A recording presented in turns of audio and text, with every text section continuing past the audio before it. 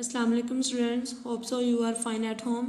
Students, page number 74, chapter number 7 good habits वाला आपका chapter है. इसकी एक्सरसाइज में क्वेश्चंस हैं 5 क्वेश्चंस. इसमें आप लोगों ने फर्स्ट 2 क्वेश्चंस करने हैं. How can you keep your skin clean. Second question है why must you clean your hands after playing. First question आप लोगों ने अपनी नोटबुक्स पे राइट किया हुआ है. फर्स्ट क्वेश्चन है how can you keep your skin clean.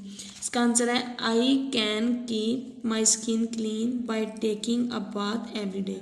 हम अपने जिस्म को कैसे साफ रख सकते हैं. जो अपनी बॉडी है, स्किन है, तो हम उसको रोज़ाना नहाकर अपने जिस्म को, अपनी बॉडी को साफ रख सकते हैं. ये इसका आंसर आपने अच्छे से लर्न भी करना. राइट. नेक्स्ट क्वेश्चन है why must you clean your hands after playing. तो इसका आंसर है I must clean my hands after playing to make sure that my skin is kept clean of dirt and germs.